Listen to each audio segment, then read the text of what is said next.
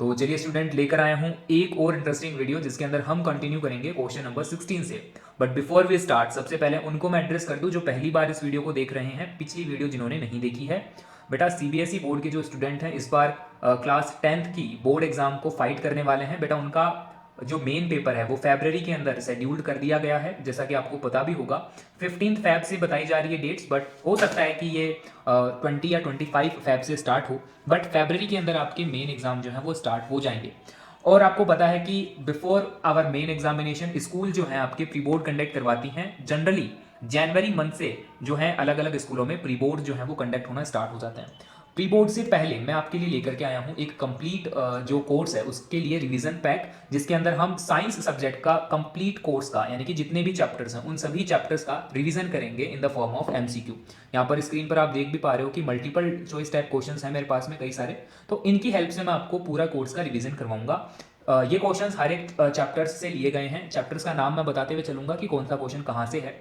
क्या पैटर्न रहेगा, सबसे पहले आप क्वेश्चन रीड करेंगे, उसके बाद में आप ऑप्शंस जो हैं वो सही ऑप्शंस को ऑप्ट करेंगे। इसके लिए मैं आपको 5 से 10 सेकंड का टाइम दूंगा। वीडियो को पॉज भी आप कर सकते हो अगर आपको ज़्यादा टाइम की रिक्वायरमेंट है तो। देन फिर जो है मैं आपको आंसर बताऊंगा और उसका एक्सप्लेनेशन हम स्टार्ट करेंगे। ठीक है, तो ये पैटर्न रहने वाला है। जिन बच्चों ने लास्ट क्लास मिस कर दी है उनको मैं रिकमेंड करूंगा कि डिस्क्रिप्शन के अंदर एक बार लास्ट क्लास के लिंक्स जो है वो अवेलेबल हैं, उनको भी जाकर के चेक कर लें। तो चलिए अब हम स्टार्ट करते हैं क्वेश्चन नंबर 16 से। क्वेश्चन नंबर 16 में पूछा है which of the following is not a physical change. इनमें से कौन सा फिजिकल चेंज नहीं है, इसका तो ध्यान रखना। नॉट अ फिजिकल चेंज आपसे पूछा है। Option A boiling of water to give water vapour, option B melting of ice to give water, option C dissolution of salt in water, and option D combustion of liquefied petroleum gas. तो चलिए options आपके सामने हैं, सही option को select करें। Video को pause कर सकते हो आप अगर क्वेश्चन रीड करने में टाइम लग रहा है तो। बाकी अब मैं स्टार्ट करता हूं एक्सप्लेनेशन। देखो बेटा, इसका आंसर होगा, आपका सही आंसर इसका होगा option number D, combustion of liquefied petroleum gas. क्यों होगा, देखो यहां पर क्वेश्चन में हमसे पूछा है कि इनमें से हमें एक ऐसा चेंज बताना है जो फिजिकल नहीं है। फिजिकल नहीं है इसका मतलब यहां पर हमें केमिकल चेंज जो है वो पूछा है। अब आपको सिंपली इन 4 ऑप्शंस में से केमिकल चेंज को आइडेंटिफाई करना है। केमिकल चेंज क्या होता है, एक ऐसा चेंज जिसके अंदर हमेशा वन और मोर न्यू सब्सटेंस जो हैं वो बनते हैं, और एक ऐसा चेंज जो इरिवर्सिबल होता है मोस्ट ऑफ द केसेस में। तो बेटा देखो ऑप्शन ए के अंदर आपको दे रखा है boiling of water to give water vapour. Water का लिक्विड स्टेट से वेपर स्टेट में कन्वर्ट हो जाना, ये बेटा कोई परमानेंट चेंज नहीं होता, तो ये तो आपका आंसर नहीं होगा। देन ऑप्शन बी है melting of ice to give water. Again यहां पर स्टेट कन्वर्जन की बात कर रहे हैं। आइस जो है वो मेल्ट होकर के वाटर में कन्वर्ट हो गई, तो यहां पर भी बेटा ये एक परमानेंट चेंज नहीं है और ना ही कोई न्यू सब्सटेंस यहां पर बन रहा है। देन आपका कंफ्यूजन वाला जो ऑप्शन था वो था option number C, dissolution of salt in water. अब कई सारे बच्चे यहां पर ये सोच रहे होंगे कि जब हम वाटर के अंदर जब हम सॉल्ट को ऐड करेंगे तो वो एक सॉल्ट सॉल्यूशन बन जाएगा और वो एक नया प्रोडक्ट है। बेटा यहां पर हम इसे नया प्रोडक्ट कंसीडर कर सकते हैं, बट ये एक तरीके का परमानेंट चेंज नहीं है। यहां पर जो है आपका ये रिवर्सिबल चेंज है, क्योंकि आपने देखा होगा कि इवोपोरेशन करके हम सॉल्ट और वाटर को फिर से सेपरेट कर सकते हैं। तो ये जो है dissolution of salt in water, ये केमिकल चेंज में कंसीडर नहीं किया जाएगा। तो अल्टीमेटली हमारा जो सही ऑप्शन है वो हो जाएगा आपका option number D, combustion of liquefied petroleum gas. LPG को जब आप क्या कर रहे हो, आप जब आप एलपीजी को बर्न कर रहे हो, तो जब एक बार एलपीजी बर्न हो गई तो बेटा आपको दोबारा से एलपीजी गैस नहीं मिलेगी। इसका एक शॉर्ट ट्रिक भी मैं आपको बता देता हूं। जितने भी बेटा कंबशन वाली प्रोसेस होती है, कंबशन का मतलब जितनी भी आपकी बर्निंग वाली प्रोसेस होती है, वो सारी की सारी बेटा आपका केमिकल चेंज होती है, या आपके दिमाग में फिट कर लो। देन फिर आपका किसी भी चीज का कंबशन आपसे पूछा हो, whether it is they ask that about combustion of magnesium ribbon, या फिर आपसे पूछ ले combustion of liquefied petroleum gas, या फिर आपसे पूछ ले कंबशन ऑफ सीएनजी, कोई भी कंबशन की प्रोसेस हो वो सारी की सारी आपकी केमिकल चेंज के अंदर ही कंसीडर की जाएगी। ठीक है, तो आई थिंक कि सबको क्लियर हुआ है ये क्वेश्चन। चलते हैं नेक्स्ट क्वेश्चन पे।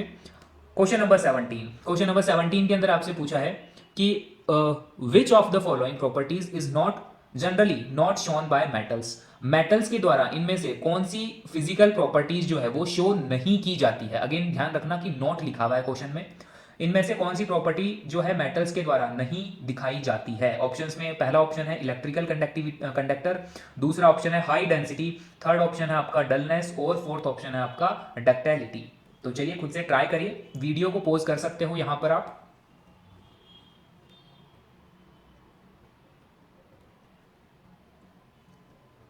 चलिए, आई होप कि सभी बच्चों ने अटेम्प्ट किया है क्वेश्चन। यहां पर बेटा देखिए क्या पूछा है क्वेश्चन में, which of the following property is generally not shown by metals. Metals के द्वारा इनमें से कौन सी प्रॉपर्टी नहीं दिखाई जाती है। तो एक बार मैं सारे जो मेटल्स की प्रॉपर्टी है उनको एक बार पढ़ लेना। इनके अंदर हम पढ़ते हैं कि जो मेटल्स हैं बेटा वो गुड कंडक्टर होते हैं आपके इलेक्ट्रिसिटी के एज वेल एज हीट के भी। तो ये एक प्रॉपर्टी हम पढ़ते हैं कि metals are good conductor of heat and electricity. तो बेटा ऑप्शन नंबर ए तो आपका नहीं होगा, क्योंकि इलेक्ट्रिकल गुड कंडक्टर माने जाते हैं आपके मेटल्स। देन ऑप्शन बी की अगर हम बात करें तो हम जानते हैं कि मेटल्स जो होते हैं वो जनरली हाई डेंसिटी रखते हैं। जितने भी मेटल्स हैं वो सारे के सारे आपके हाई डेंसिटी रखते हैं। तो ऑप्शन बी जो है वो भी मेटल की ही प्रॉपर्टी है। देन अगर हम बात करें ऑप्शन नंबर सी की, तो यहां पर बेटा देखो हमें पढ़ाया गया है कि जितने भी आपके मेटल्स होते हैं वो शाइनी अपीयरेंस के होते हैं, उनकी शाइनिंग सरफेस होती है। और इस प्रॉपर्टी को बेटा आपका कहा जाता है लस्टर। ठीक है, इसको क्या कहा जाता है, लस्ट्रस कहा जाता है कि मेटल्स जो होते हैं वो जनरली लस्ट्रस होते हैं, शाइनिंग रहते हैं। बट ऑप्शन में हमें दे रखा है कि डलनेस। तो ये आपका जो है सही आंसर हो जाएगा कि मेटल्स जो है वो डलनेस वाली प्रॉपर्टी कभी शो नहीं करते। नॉन मेटल्स जो होते हैं वो बेटा आपके डल्स होते हैं। ठीक है, और ऑप्शन डी जो है अल्टीमेटली ऑप्शन नहीं होगा। डक्टिलिटी, डक्टिलिटी के बारे में हम क्या जानते हैं, ductility is that property of metal when, जब आपका मेटल जो है वो उसको हम कन्वर्ट कर सकते हैं वायर की फॉर्म में, उस प्रॉपर्टी को कहा जाता है आपका डक्टिलिटी। तो मेटल्स जो हैं वो डक्टाइल होते हैं, मेटल्स हाई डेंसिटी वाले होते हैं, metals good conductor of heat and electricity होते हैं, बट मेटल्स कभी भी डल नहीं होते। तो ऑप्शन नंबर सी जो है इसका करेक्ट आंसर होगा। आई होप ये सारी चीजें जो है आपको समझ में आई होगी।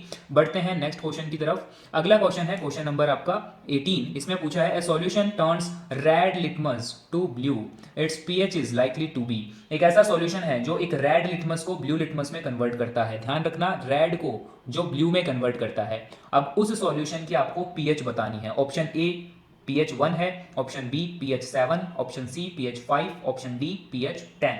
तो चलिए जल्दी से क्वेश्चन जो है उसको ऑप्ट करने की कोशिश करें। सही आंसर कौन सा होगा, 5 सेकेंड का मैं वेट करता हूं। 1 2 3 4 5। चलिए देखिए, इसमें सीधा सा कंसेप्ट है कि यहां पर जस्ट आपको ये याद रखना है कि एसिड और बेस कौन से लिटमस पेपर को किस कलर में चेंज करते हैं। तो इसका एक शॉर्ट ट्रिक बेटा मैं आपको बता देता हूं। सबसे पहले जैसा कि एक फिगर मैं यहां पर बना रहा हूं, उस फिगर को अपने दिमाग में सेट कर लो।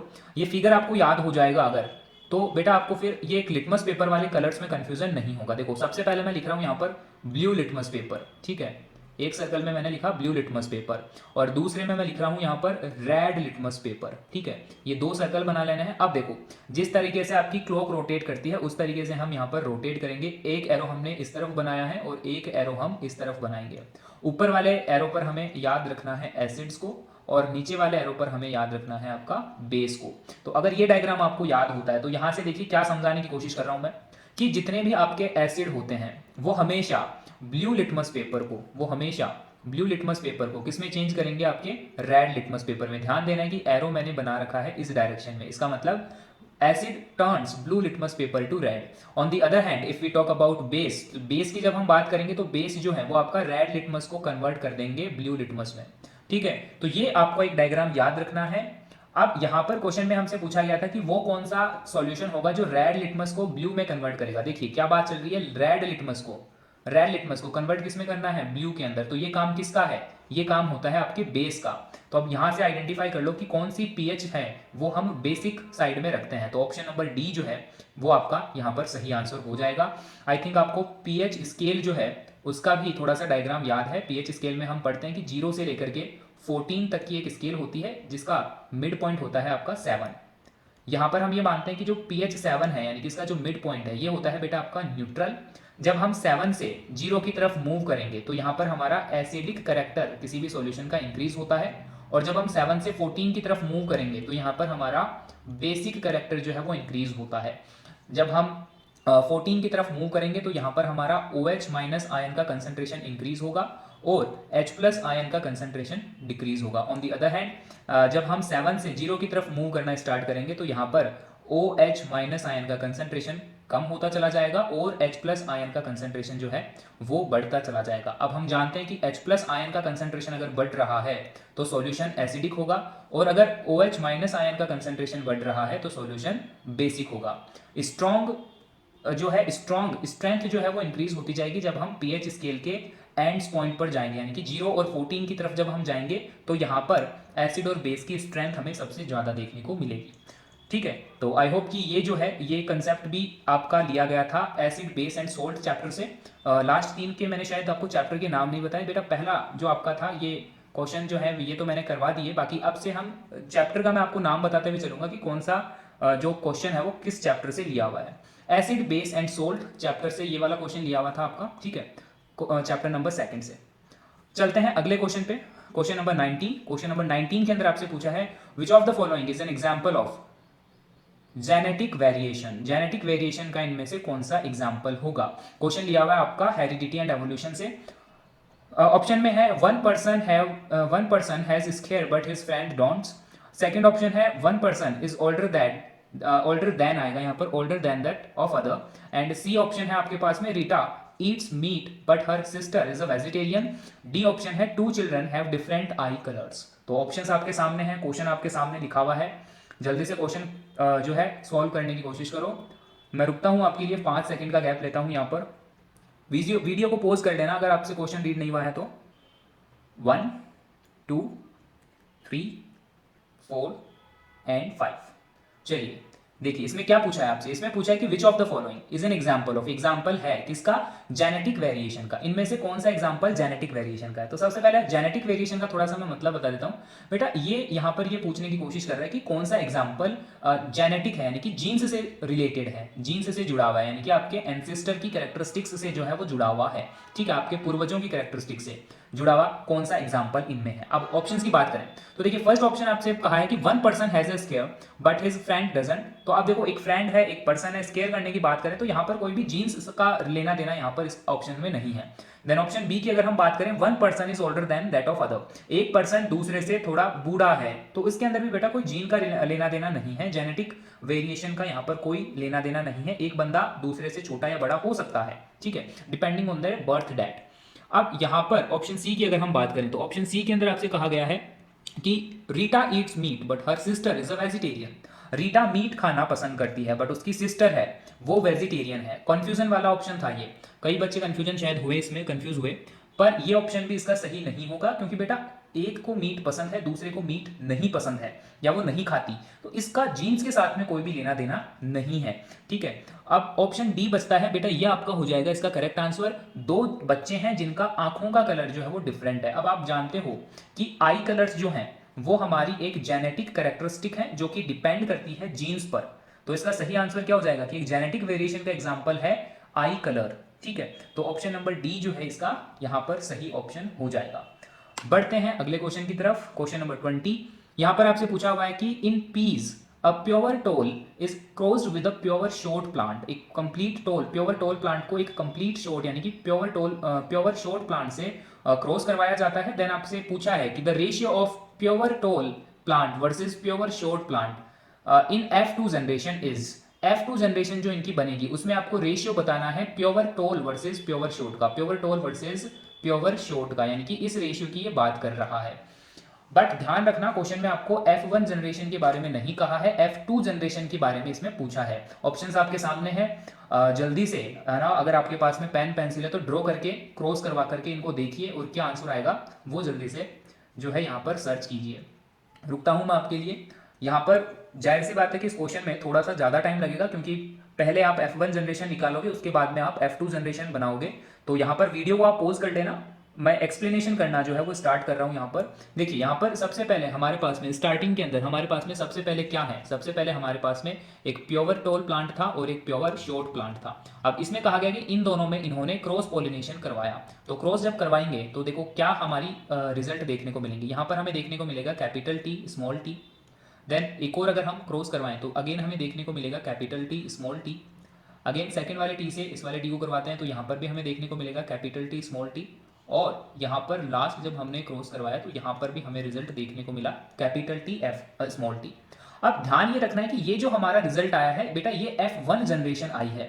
यहाँ पर हमें रेशियो नहीं बताना, आपको F2 जनरेशन का रेशियो बताना है। तो अब हम F2 जनरेशन निकालेंगे, इन दोनों को क्रॉस करवा करके निकालेंगे, इन दोनों को हम आपस में क्रॉस करवाएंगे।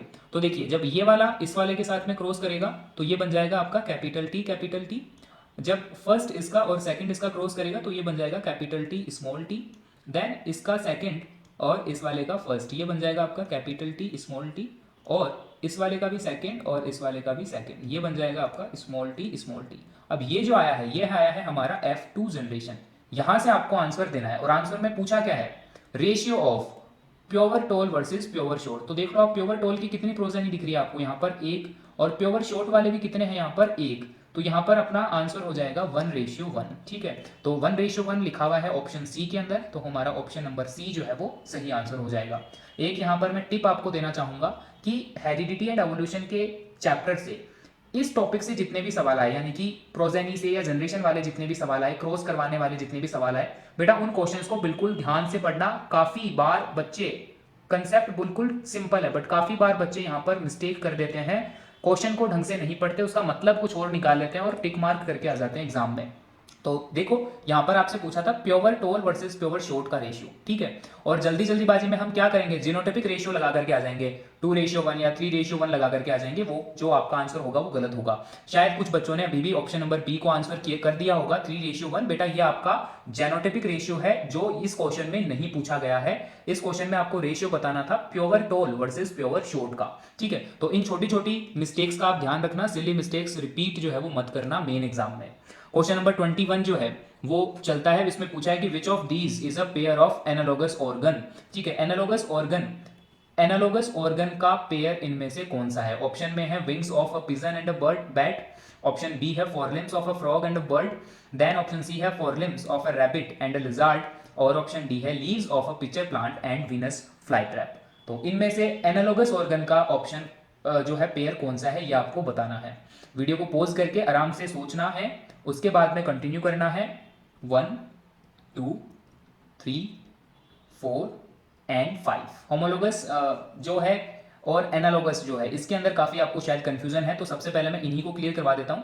बेटा देखो जब हम ऑर्गन्स का क्लासिफिकेशन करेंगे तो यहां पर आपके दो टाइप के ऑर्गन्स हम पढ़ते हैं, एक हम पढ़ते हैं एनालॉगस ऑर्गन्स और एक हम पढ़ते हैं होमोलोगस ऑर्गन्स। अब इनमें डिफरेंस किस चीज का है ये यहां पर नोट करना। जो आपके एनालॉगस ऑर्गन्स होते हैं इनका फंक्शन जो है वो सेम होता है, दे हैव सिमिलर फंक्शन, वो काम एक जैसा ही करते हैं, बट दे आर स्ट्रक्चरिकली डिफरेंट, वो डिफरेंट स्ट्रक्चर रखते हैं, यानी कि उनकी स्ट्रक्चर एक जैसी नहीं होती, बट वो काम एक जैसा करते हैं। On the other hand homologous जो होते हैं बेटा इनके फंक्शन डिफरेंट होते हैं, ये अलग अलग काम करते हैं, बट ये देखने में बिल्कुल सेम लगते हैं, यानी कि ये जो है वो सिमिलर स्ट्रक्चर वाले होते हैं। ये इनके बीच में बेटा सबसे बड़ा आपका डिफरेंस है। अब यहां पर अगर बात करें तो क्वेश्चन में हमसे पूछा गया था कि एनालॉगस ऑर्गन, एनालॉगस का मतलब हो गया कि जिनका फंक्शन सेम हो बट वो लगते बिल्कुल अलग हो। अब ऑप्शन की अगर हम बात करें तो देखिए ऑप्शन फर्स्ट है wings of a pigeon and a bat, pigeon का पंख और बैट का पंख ये बिल्कुल बेटा अलग अलग आपको नजर आएंगे, शायद एनसीईआरटी में आपने डायग्राम भी देख रखा होगा, ये बिल्कुल अलग अलग दिखाई देते हैं, बट पिजन और बैट दोनों ही अपने विंग्स को किस काम में लेते हैं, फ्लाई करने के काम में लेते हैं। अब यहां पर आप देखो कि दोनों का काम तो सेम है कि दोनों उड़ने के लिए अपने पंखों को काम में ले रहे हैं, बट दे आर डिफरेंट स्ट्रक्चरिकली, तो ये अपना अल्टीमेटली ये अपना आंसर हो जाएगा। आंसर तो अपना ए हो जाएगा, बट बाकी अगर ऑप्शन की अगर मैं बात करूं तो बी में आपको पूछा दे रखा था कि forelimbs of a frog and a bird.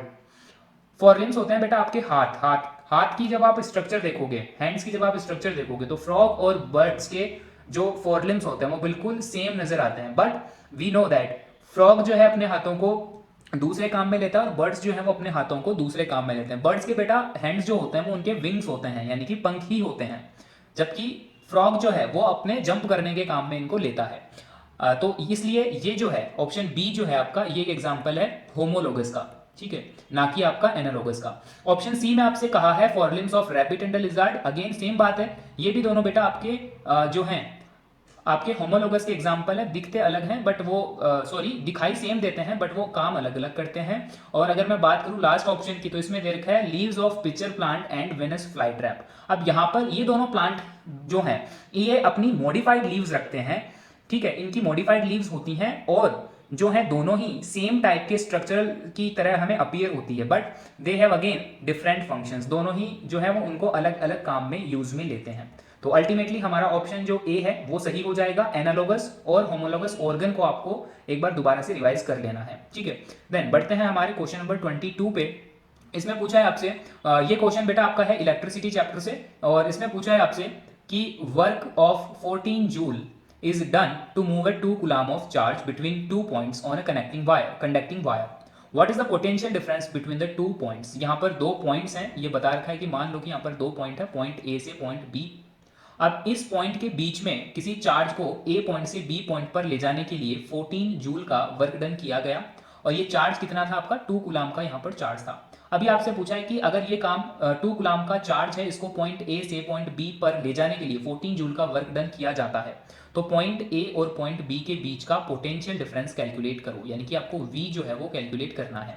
Options में है 28 volt, 14 volt, 7 volt and 3.5 volt. Video को पॉज करके आराम से आप सॉल्व कर लेना अपनी रफ कॉपी के अंदर, है ना। बिल्कुल अंदाजा नहीं लगाना है, तुक्के नहीं मारने हैं, बिल्कुल आपको जेन्युइनली सॉल्व करके इसको देखना है। क्वेश्चन काफी सरल है, एक्सप्लेन मैं करना स्टार्ट करता हूं। देखिए यहाँ पर आपको गिवन क्या है, ये एक न्यूमेरिकल बेस्ड है, तो न्यूमेरिकल की तरह इसको अपन सॉल्व करेंगे। और न्यूमेरिकल सॉल्व करने का मैंने आपको तरीका बता रखा कि सबसे पहले गिवन डेटा सबसे पहले लिखना चाहिए कि क्वेश्चन में हमें गिवन क्या है। तो गिवन में बेटा आपको एक तो इलेक्ट्रिकल चार्ज गिवन है, क्यू कितना दे रखा है 2 कूलाम, और एक आपको वर्क डन गिवन है जो कि है आपका 14 जूल।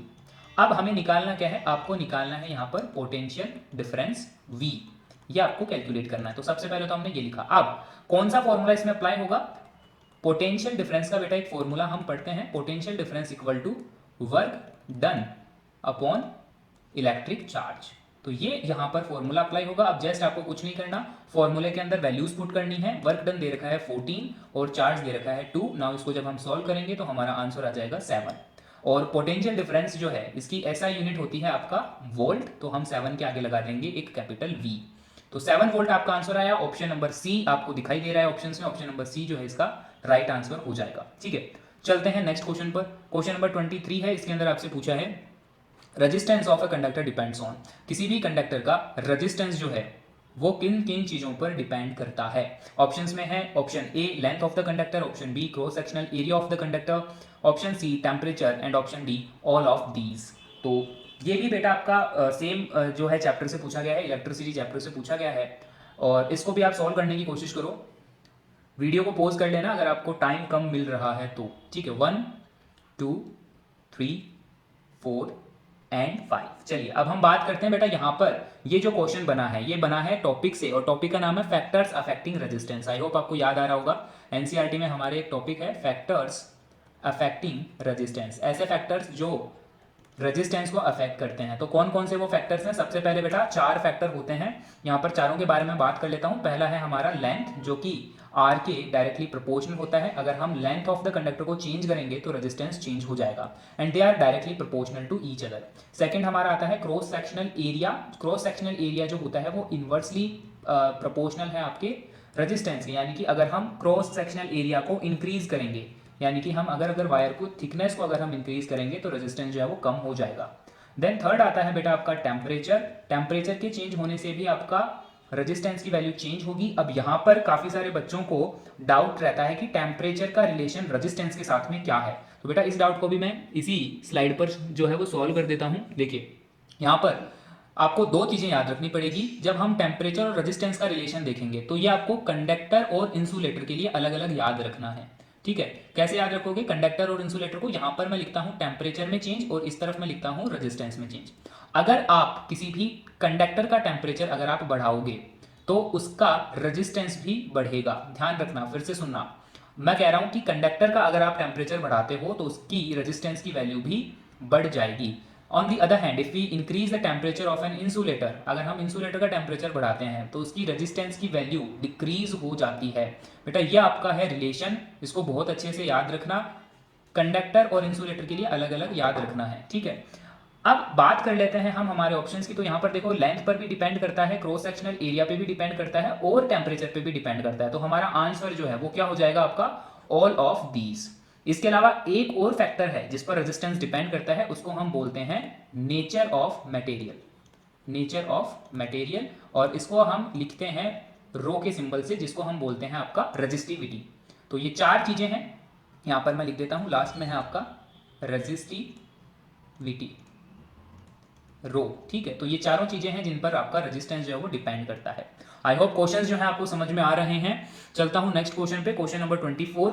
इसमें बेटा क्या करना है आपको, a fuse wire repeatedly gets burn when used with a good heater, it is advise to use a fuse wire of. एक फ्यूज वायर है जो बार बार में जल जाता है जब हम उसको एक हीटर के साथ में यूज में ले रहे हैं। अब बेटा यहाँ पर ये मत मान लेना कि हमारा हीटर ही खराब है, क्योंकि क्वेश्चन में हमें क्या लिखा हुआ दे रखा है कि हीटर जो है वो अच्छे वर्किंग कंडीशन में यानी कि गुड कंडीशन में है, यानी हीटर हमारा खराब नहीं है, but bar bar fuse wire जो है वो बर्न हो रहा है। इसका क्या कारण हो सकता है, सॉरी, इसको आप क्या एडवाइस करोगे, इस कंडीशन को ठीक करने के लिए आप क्या एडवाइस करोगे?